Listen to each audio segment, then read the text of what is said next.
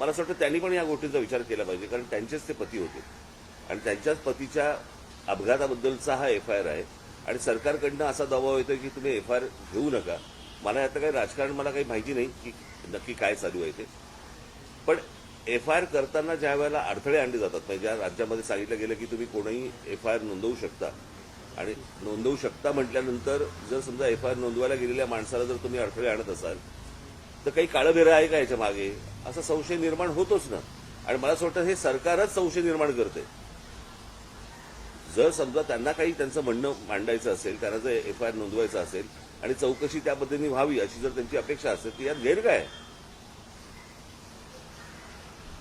आणि म्हणून मला असं वाटतं की ह्या गोष्टीकडे जास्ती गांभीर्याने पाहिलं पाहिजे आणि मला असं वाटतं सरकारने या गोष्टींची उत्तरं त्यांना दिली पाहिजे.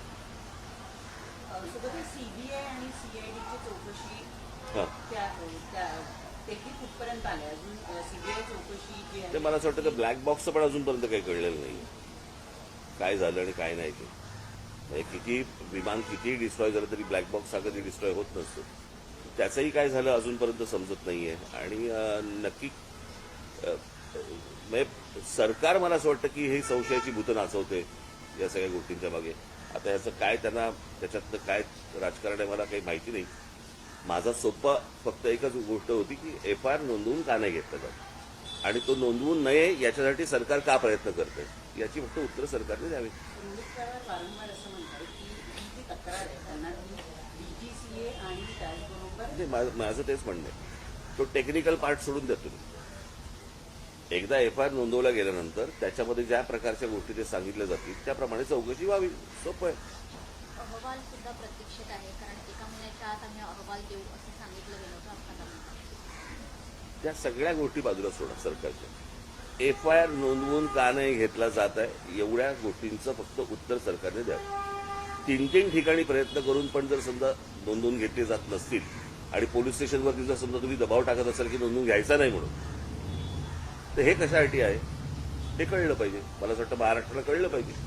अजित पवार आमदार आहेत आणि अजित पवारांच्या मृत्यू प्रकरणात ते FIR नोंदवू पाहते.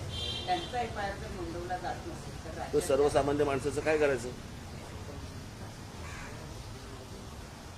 आणि हा कुठच्याही राजकारणाच्या पलीकडचा विषय आहे.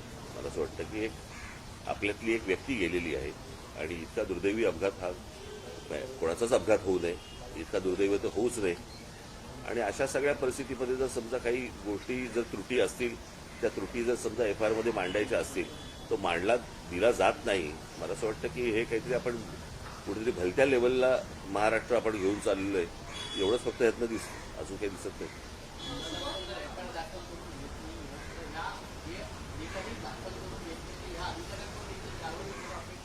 पण अधिकाऱ्यांना जर समजा सरकारच सांगत असेल की करून घ्यायचं नाही तर तुम्ही अधिकाऱ्यांना काय दोष देणार.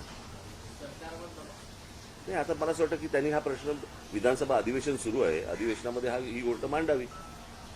उद्या लोकसभेचं अधिवेशन सुरू होईल त्यावेळेला मला असं वाटतं राष्ट्रवादीच्या खासदारांनी ते प्रश्न तिकडे उपस्थित करावे.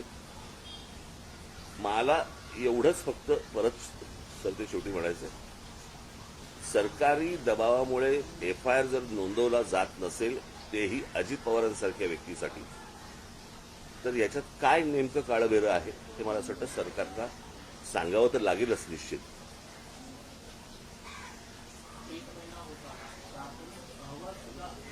अजून सादर झालं ना.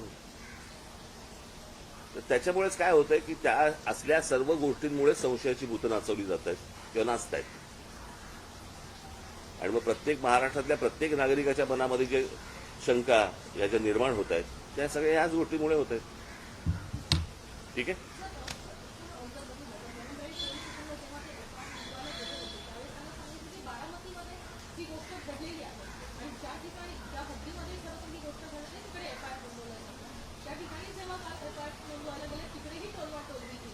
मी तेच बोलतोय ना, मला असं वाटतं 3 ठिकाणी त्यांनी केलं प्रयत्न, 3 ठिकाणी प्रयत्न केला आणि 3ही ठिकाणी जर समजा नकार दिला जात असेल तर मला असं वाटतं की त्या काय शासकीय ती जी काही यंत्रणा आहे त्या यंत्रणेवरती दबाव आहे.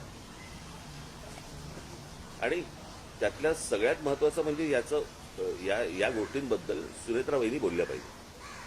मुख्यमंत्री तर बोललेच पाहिजे पण सुनेत्रा वहिनी देखील बोलल्या पाहिजे.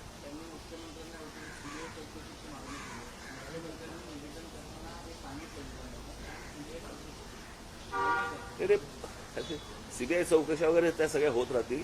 एक एफआयआर आहे ना फक्त, त्या एफआयआरला सरकार का घाबरतं?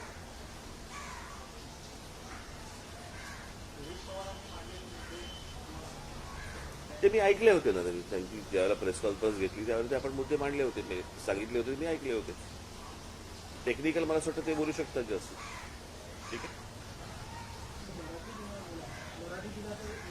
हे बस.